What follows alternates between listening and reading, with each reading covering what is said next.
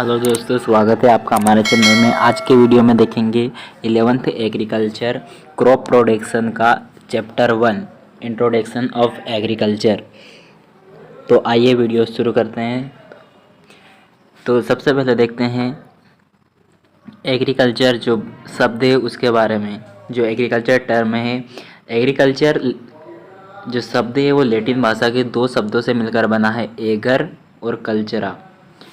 Eager और कल्चरा।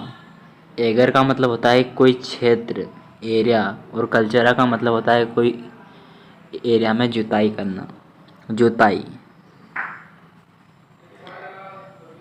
तो इसका जो अर्थ होता है वो मिट्टी की जुताई करना होता है। इस प्रकार से शब्द के शाब्दिक पाठन से हमें जो अर्थ प्राप्त होता है वो है एक क्षेत्र की जुताई। सॉरी, यहाँ पे जुताई आएगा। तो आइए नेक्स्ट देखते हैं कृषि की परिभाषा। कृषि की परिभाषा देखते हैं। तो कृषि वह व्यवसाय है जिसके द्वारा हमें अपनी आवश्यकता की पूर्ति हेतु कच्चा पदार्थ प्राप्त होता है। मतलब कोई सी भी कंपनी मान लो, यदि वो कुछ भी प्रोडक्ट बनाती है तो वो बिना एग्रीकल्चर पदार्थों के बिना तो कुछ बना ही नहीं सकती। जैसे हमारे लिए जो भी कपड़ा है, भोजन है, या कोई दूसरा रहने के लिए घर है, किसी भी चीज़ को बनाने के लिए एग्रीकल्चर प्रोडक्ट की तो आवश्यकता होगी। तो मतलब एग्रीकल्चर वह व्यवसाय है जिसके द्वारा हमें अपनी आवश्यकताओं की पूर्ति हेतु कच्चा माल मिलता है। दूसरे शब्दों में, कृषि वह उद्यम है जिसके द्वारा मानव अपने खाने के लिए खाद्य पदार्थ, पहनने के लिए कपड़ा, व्यवसाय के लिए कच्चा माल प्राप्त करता है, जिसमें पशुपालन, मुर्गी पालन, भेड़ पालन, सूअर पालन, मछली पालन, मधुमक्खी पालन, व्यवसाय भी सम्मिलित है। मतलब एग्रीकल्चर क्या है, कोई समझ लेते हैं कि ओनली खेती करना। एग्रीकल्चर ओनली खेती करना नहीं, एग्रीकल्चर के साथ साथ बहुत सारा, मतलब ये ब्रॉड शब्द है, इसमें अनेक उद्योग, अनेक एंटरप्राइज का भी कैलकुलेशन है। तो आइए नेक्स्ट बढ़ते हैं। तो नेक्स्ट, ओरिजिन ऑफ एग्रीकल्चर, मतलब कृषि का उद्भव कैसे हुआ था उसके बारे में जानते हैं। तो कृषि खेती और वानिकी के माध्यम से खाद्य और अन्य सामान के उत्पादन से संबंधित है। कृषि एक मुख्य विकास था जो सभ्यता का कारण बना। तो एग्रीकल्चर जो कृषि है वो सभ्यता से ही चलती आ रही है। नेक्स्ट, आदि कालीन मानव का जीवन जानवरों के शिकार पर, पेड़ पौधों के कंदमूल और फूल फलों आदि पर निर्भर था। जनसंख्या बढ़ने के साथ साथ जब मानव आहार की आवश्यकता बढ़ी तो प्रकृति से प्राप्त फलों के साथ साथ फसलों की खेती शुरू हुई। पहले किसान क्या करता था, अनाज बो देता था और काट लेता था। जब उपज एक स्थान पर मिलना कम हुआ तो दूसरे स्थान पर खेती करने लगता था। लेकिन लगातार जनसंख्या बढ़ने के साथ साथ लोगों ने गांव में रहना शुरू कर दिया और स्थान बदलना संभव नहीं रहा। इस प्रकार कई परिवर्तनों के परिणाम स्वरूप लोग खेती को ही अपना व्यवसाय मानने लगे। हमारा देश, ये इम्पोर्टेंट पॉइंट है, इसको अच्छे से याद रखना। हमारा देश एक कृषि प्रधान देश है। यहाँ की लगभग 70% जनसंख्या कृषि पर निर्भर है। शेष 30% है वो अन्य उद्योगों पर निर्भर है, लेकिन वो अन्य उद्योग भी तो कृषि पर ही निर्भर है। तो मतलब सभी का संबंध कृषि से ही होता है, क्योंकि कच्चा माल प्राप्त करना कहाँ से होता है, उसका मुख्य सोर्स तो एग्रीकल्चर ही है। तो आइए नेक्स्ट देखते हैं। कृषि का अध्ययन कृषि विज्ञान कहलाता है। कृषि का अध्ययन कृषि विज्ञान कहलाता है और इससे संबंधित जैसे अलग अलग आता है। बागवानी मतलब फलों सब्जियों का अध्ययन हॉर्टिकल्चर, और फूलों का अध्ययन फ्लोरिकल्चर। मतलब अलग अलग इसमें शाखा आ जाती है, उसके बारे में देखते हैं आगे। तकनीकी और विशेषताओं की बहुत सी किस्में कृषि के अंतर्गत आती है। इसमें वे तरीके शामिल हैं जिनमें पौधे उगाने के लिए उपयुक्त भूमि का विस्तार किया जाता है। इसके लिए पानी के चैनल खोदे जाते हैं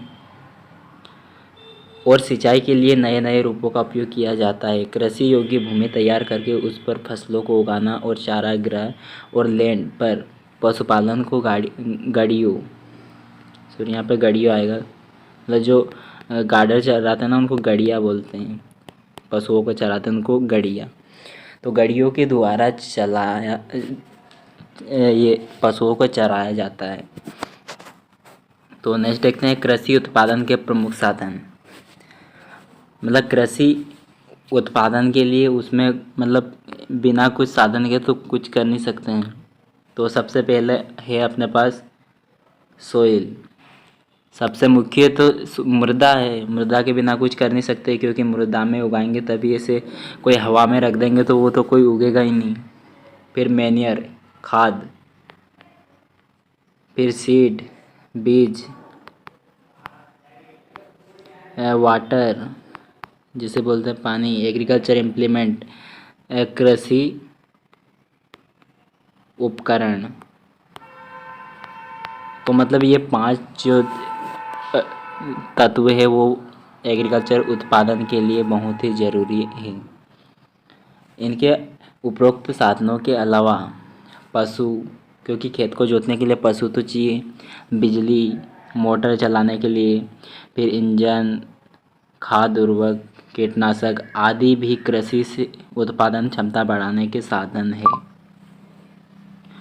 फिर नेक्स्ट देखते हैं कृषि का इतिहास। कृषि का इतिहास भारत में पाषाण युग में कृषि का विकास कितना और किस प्रकार हुआ था, इस बात पर कोई लिखित परिणाम नहीं है, क्योंकि कृषि बहुत ही पुराना है। जब लोग इतना नहीं जानते थे, जब से मतलब कुछ कुछ शुरू हो गई थी। लेकिन विश्व के प्राचीनतम ग्रंथ ऋग्वेद, यजुर्वेद, अथर्ववेद से कृषि संबंधित अनेक ऋचाएँ हैं, जिसमें कृषि संबंधी उपकरणों का उल्लेख और कृषि विधा का परिचय है। मतलब उसमें ये जो ग्रंथ है इनमें कृषि का कुछ पॉइंट उसमें सम्मिलित है। एक अनुमान के अनुसार भारत में 9000 ईसा पूर्व तक पौधे उगाने और फसलें उगाने और पशुपालन कृषि काम करना शुरू हो गए थे। नेक्स्ट है सिंधु नदी के कोठे के पुरावशेषों के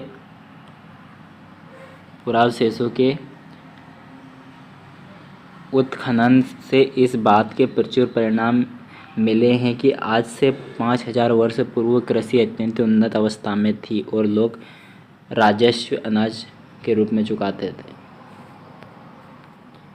नेक्स्ट, इस बात का अनुमान पुरातत्वविद मोहनजोदड़ो में मिली गेहूं और जौ के नमूने के आधार पर लगाते हैं। यहाँ से मिला जो होडियम वल्गेर जाति का है, उसी जाति के जो मिस्र के पिरामिडों में भी मिलते हैं।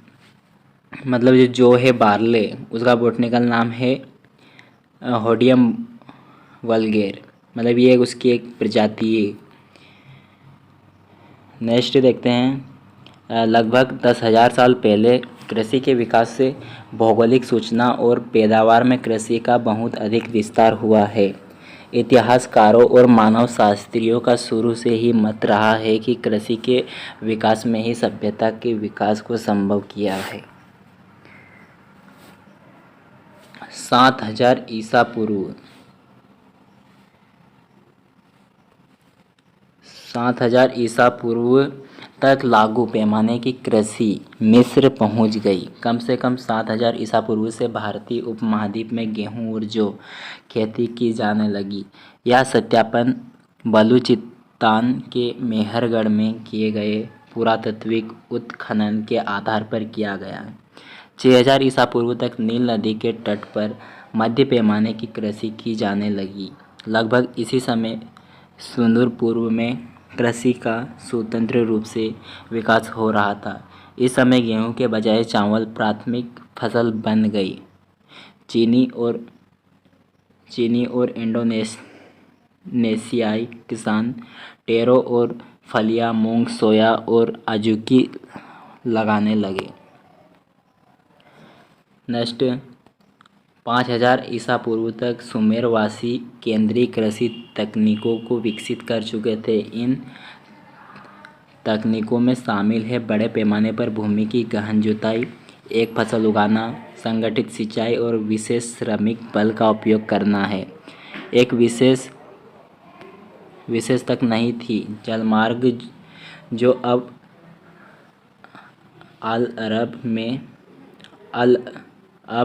अल अरब के नाम से जानी जाती है। ये अल अरब अलग अलग है, अल अरब के नाम से जानी जाती थी। यह फारस की खाड़ी के डेल्टा से टाइग्रिस और यूफ्रेटस के समागम तक अपनाई गई है। अब नेक्स्ट इम्पोर्टेंट है कृषि इतिहास का वर्गीकरण। तो ये इतिहास मतलब बहुत बड़ा है, तो आप इसको 2-3 बार पढ़ लेना अच्छे से। PDF मिल जाएगा हमारे ग्रुप में, मस्ट लर्न ग्रुप के नाम से होगा, मैं डिस्क्रिप्शन में दे दूँगा। फिर नेक्स्ट देखते हैं कृषि इतिहास का वर्गीकरण। तो कृषि इतिहास का वर्गीकरण विकास के आधार पर 3 भागों में बांटा गया है। फर्स्ट है प्रारंभिक कृषि विकास, फिर आता है मध्यकालीन कृषि विकास, फिर तीसरा आता है आधुनिक कृषि विकास। तो सबसे पहले देखते हैं प्रारंभिक कृषि विकास। प्रारंभिक कृषि विकास को भी 3 भागों में बांटे गए हैं, तो इसको ध्यान में रखना। जो प्रारंभिक पहले तो कृषि विकास को 3 भागों में बांट दिए, प्रारंभिक, मध्यकालीन और आधुनिक। फिर प्रारंभिक कृषि को 3 भागों में बांट दिया, तो उसको देखते हैं। फर्स्ट है शिकार युग। शिकार युग जिसे बोलते हैं हंटिंग स्टेज। इस युग में मनुष्य को भूमि पर खेती करके अपना जीवन निर्वाह करने की आवश्यकता महसूस ना हुई, क्योंकि उस समय मनुष्य को अपना पेट भरने के लिए प्राकृतिक खाद्य पदार्थ जो भंडार थे वो 2 रूपों में उपलब्ध होता था। पहला प्राकृतिक भंडार जंगली जानवर थे जिनका शिकार करके मनुष्य अपना पेट भर लेता था, तथा भोजन का दूसरा प्राकृतिक साधन फल वाले वृक्ष थे, जो समय अनुसार उपलब्धि पर मनुष्य इन प्राकृतिक साधनों से अपना पेट भर लेता था। तथा प्रारंभ में प्राकृतिक प्रकोप जैसे गर्मी, वर्षा, सर्दी आदि से बचने के लिए मनुष्य जानवरों की खाल का उपयोग करते हैं। नेक्स्ट, पशुपालन युग। फर्स्ट है शिकारी युग, दूसरा है पशुपालन युग। ईसा से लगभग 9000 वर्ष पूर्व भेड़ बकरी पालन शुरू हुआ, क्योंकि शिकारी युग के बाद जैसे जैसे मनुष्य की जनसंख्या बढ़ती गई, प्राकृतिक खाद्य सामग्री के स्रोत कम होने लगे तथा मनुष्य की आवश्यकता भी बढ़ती गई, तो पशुओं को पालने की आवश्यकता महसूस हुई। शुरू में पशुओं को मांस के लिए पाला गया है, फिर बाद में धीरे धीरे पता चला तो दूध के लिए पालना प्रारंभ कर दिया। इन पशुओं में मुख्य तौर पर भेड़, बकरी और गाय आदि सम्मिलित है।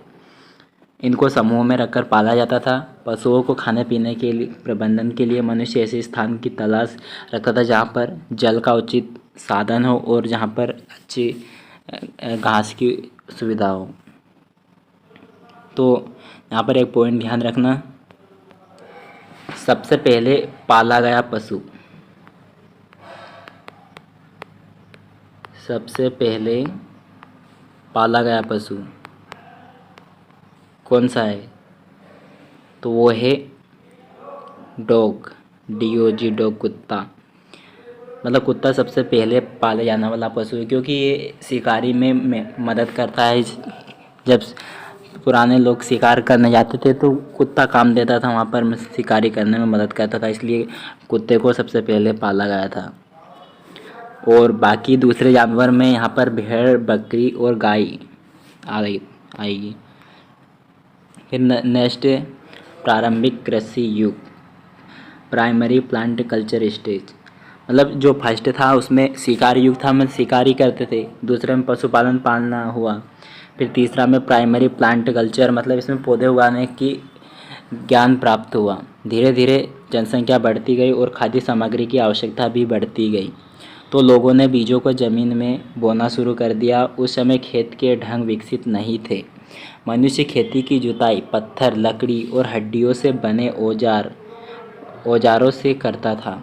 जिस प्रकार की वनस्पतियाँ उसे उपयोगी लगती थी उसके बीज ज़मीन में बो देता था।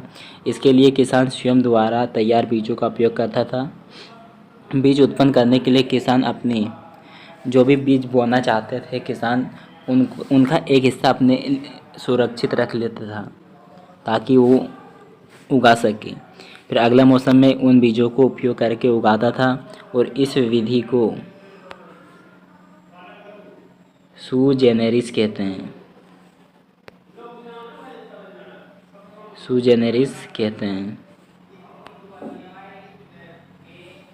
आइए नेक्स्ट देखते हैं। धीरे धीरे मनुष्य को ज्ञान होता गया और उसने निकाय गुड़ाई करना भी शुरू कर दिया। फसल को जल स्रोतों के पास ही उगाया जाता था ताकि सिंचाई कर सके। शुरू में मनुष्य को पोषक तत्वों का ज्ञान नहीं था जिससे वह बाहर से खाद डालकर उसकी पूर्ति कर सके। बिकॉज इतना नॉलेज नहीं था, बस पौधे उगाते थे, उनसे जितना उत्पादन मिल जाता उनको रख लेते थे, वही करते थे। फिर धीरे धीरे उनके पास उपज प्राप्त होती जब तक तो वो खेती करते थे। उसके बाद वो जगह बदल लेते थे, ज़मीन के टुकड़े को बदल लेते थे, फिर नए ज़मीन के टुकड़े पर चले जाते थे। तो मतलब एक खेती से दूसरी खेती बदलते थे, तो उस खेती को बोलते हैं बदलती खेती, झूमिंग खेती, शिफ्टिंग कल्टीवेशन। इसमें क्या करते थे कि एक छोटे से एरिया में खेती करेंगे, जैसे इस एरिया में खेती करें, जब यहाँ पर पोषक तत्व खत्म हो जाते हैं, उत्पादन कम होने लगता है, तो दूसरे एरिया में जाकर वो खेती करने लगते थे। अब इस एरिया में यहाँ पर पौधे रहते थे, अब पौधों को काट कर वहाँ पर खेती शुरू कर देते थे। फिर यहाँ पर और थोड़े दिन खेती करेंगे, फिर कुछ सालों बाद यदि उत्पादन वहाँ पे भी कम होने लग जाएगा तो और जगह बदल देते थे। तो इस प्रकार की खेती को शिफ्टिंग कल्टीवेशन, बदलती खेती या झूमिंग खेती कहते हैं। तो आइए नेक्स्ट देखते हैं। अब आता है दूसरा, मध्यकालीन कृषि विकास। मध्य युग के दौरान उत्तरी अफ्रीका और पूर्व के निकट के मुस्लिम कृषकों ने कृषि तकनीकी का विकास किया, जिसमें हाइड्रोलिक और जल स्थैतिक सिद्धांतों पर आधारित सिंचाई प्रणाली, नोरी ऐसी मशीनों का प्रयोग किया। जल स्तर को बढ़ाने वाली मशीनों, बांधों और जलाशयों आदि का प्रयोग किया। तो जो सबसे पहले जो तकनीकी लाई थी वो उत्तरी अफ्रीका और उसके निकट मुस्लिम कृषकों ने खेती की तकनीक का विकास किया था। उन्होंने स्थानपरक कृषि पुस्तिकाएँ लिखी, गन्ना, चावल, सिट्रस फल, खुबानी, कपास, केसर सहित फसलों को व्यापक रूप से अपनाने में महत्वपूर्ण भूमिका निभाई। मुसलमान ही नींबू, संतरा, कपास, बादाम, अंजीर और उष्णकटिबंधीय फसलों जैसे कि केला आदि स्पेन में लाए।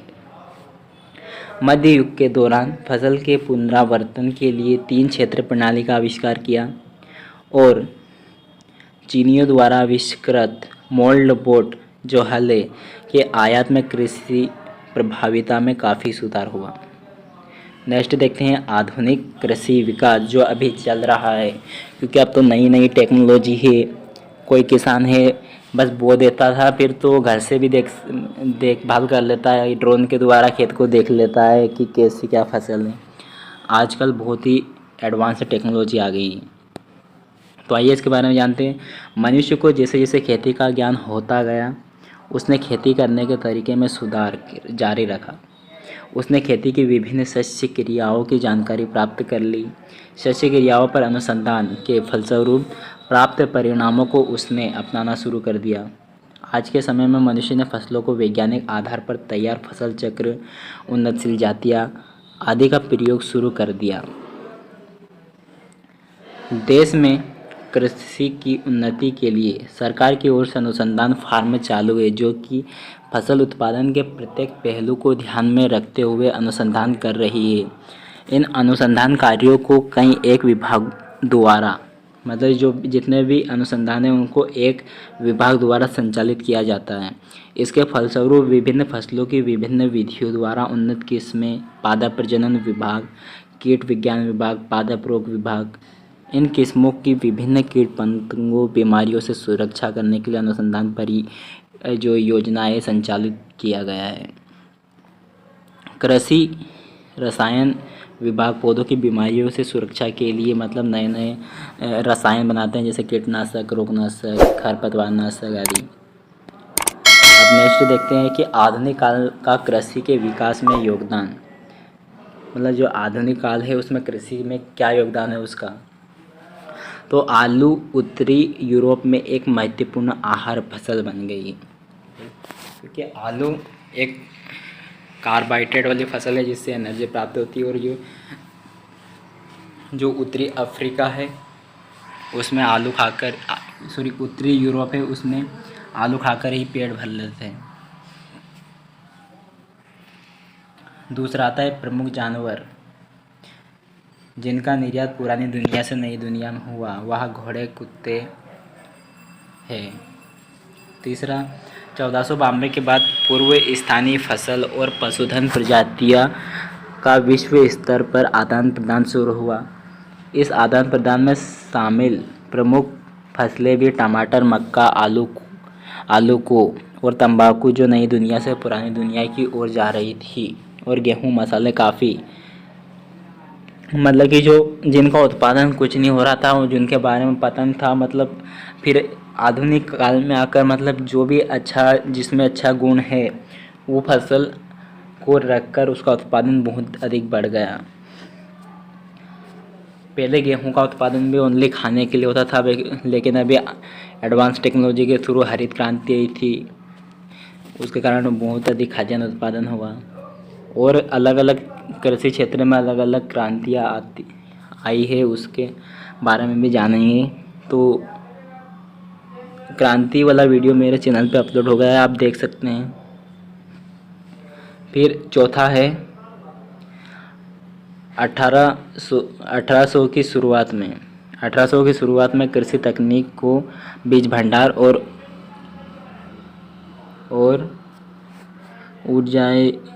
उपजाऊ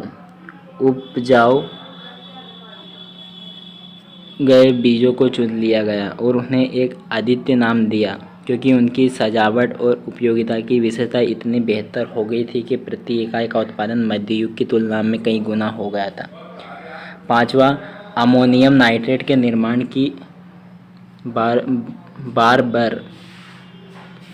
बारबर विधि को एक बड़ी सफलता माना जाता है। इसने फसल उत्पादन में बढ़ाने के लिए अत्यंत होने वाली पुरानी बाधाओं को दूर करने में मदद की। फिर 19वीं शताब्दी के अंतिम समय में और 20वीं शताब्दी में मशीनीकरण के तीव्र गति के कारण, विशेष रूप से ट्रैक्टर के विकास के साथ, कृषि का कार्य अधिक गति से किए जाने लगे और अनेक कार्य इतने बड़े पैमाने पर होने लगे कि जिसकी कल्पना नहीं की जा सकती, क्योंकि अब एडवांस टेक्नोलॉजी द्वारा खेती होती है। नेक्स्ट देखते हैं ब्रीफ हिस्ट्री ऑफ एग्रीकल्चर, मतलब कौन सी फसल, कौन से जानवर कब पाले गए थे उसके बारे में। तो इधर है ईसा पूर्व में दिया गया है। तो 10,000 ईसा पूर्व शिकार करते थे। फिर 8700 भेड़ पालन हुआ, भेड़ का जो सीप का डोमेस्टिकेशन। फिर 7700 में हुआ था बकरी का पालन। 75 में गेहूं जौ की खेती।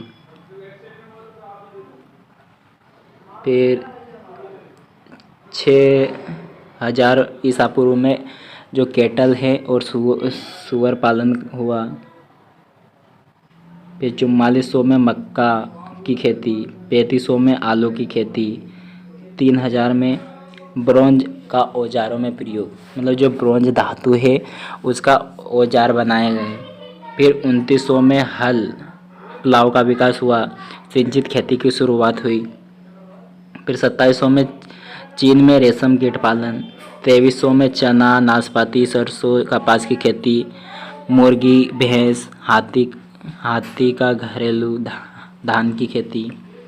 धान की खेती हुई थी 2200 में। 1800 में रागी अर्थात मंडुआ की खेती। 7525 में ज्वार की खेती। 1500 में गन्ने की खेती और सिंचाई में विकास। फिर 15वीं शताब्दी है उसमें नारंगी, जंगली बैगन, अनार की खेती हुई थी। फिर नेक्स्ट देखते हैं भारत में क्या हुआ था उसके बारे में। तो 16वीं शताब्दी में पुर्तगालियों है उसके द्वारा भारत में अनेक फसलें विकास हुआ, जैसे आलू, टमाटर, मिर्च, कद्दू, पपीता, अनानास, अमरूद, मूंगफली, तंबाकू, रबड़ आदि। फिर 1880 अकाल कमीशन नियुक्त आया था और बाद में 1898 तथा पुनः 1901 में संशोधित हुआ। फिर सन 1903 में इरिगेशन कमीशन बना था, सिंचाई कमीशन। फिर 20वीं शताब्दी के शुरू में 1905 से 1907 लॉर्ड कर्जन की सरकार द्वारा कृषि विकास की नींव डाली। देश में 6 कृषि कॉलेज साबोर, पूना, कानपुर, नागपुर, कोयम्बटूर और लायलपुर जो अब पाकिस्तान में है, मतलब इनमें 6 कॉलेज शुरू में खोले गए थे सबसे पहले। फिर सन 1929 imperial council of agriculture research जो भारत में कृषि के क्षेत्र में सबसे बड़ी संस्था है, ICAR, जिसे उसका प्रारंभ हुआ था रॉयल कमीशन ऑन एग्रीकल्चर की सिफारिश पर रिसोल्यूशन 23 मई 1929 में। फिर नेक्स्ट है सोसाइटी रजिस्ट्रेशन एक्ट 1860 के अधीन 16 जुलाई 1929 को हुआ, मतलब 16 जुलाई 1929 को ICAR की स्थापना हो गई थी। मुख्यालय कृषि भवन नई दिल्ली में, जिसे 2 बार 1965 और 1973 में पुनर्गठित किया गया था, जिसकी अन्य इमारत कृषि अनुसंधान भवन 1-2 के नाम से है। NASC नई दिल्ली है। ICAR में DARE department of agricultural research and education दिसंबर 1973 में स्थापित हुआ था। फिर 1905 में जाकर इंपीरियल एग्रीकल्चर रिसर्च, जो ICAR का नाम इंपीरियल था उसको इंडियन कर दिया, इंडियन एग्रीकल्चर रिसर्च इंस्टीट्यूट, जो पूसा बिहार में स्थापित हुआ। फिर सन 1935 भूकंप जो अर्थक्वेक के संपूर्ण भवन नष्ट कर दिए, जो इंडियन एग्रीकल्चर रिसर्च के जो पूसा बिहार में थे भूकंप के कारण गिरने के कारण, उसे 1935 में अमेरिकन फिलीपींस ने फाइलेंथ्रोपिस्ट ने भारत में IARI के लिए 30,000 पाउंड दान दिए, जिसे अनुसंधान फार्म, पशु फार्म, सुसज्जित प्रयोगशाला, छात्रों के लिए ट्रेनिंग आदि शुरू कर दी। नेक्स्ट, तो आई होप आप सभी को यह वीडियो अच्छा लगा होगा। वीडियो पसंद आया तो वीडियो को लाइक करें और आप हमारे चैनल पर नए हो तो चैनल को सब्सक्राइब करना। Thank you for watching.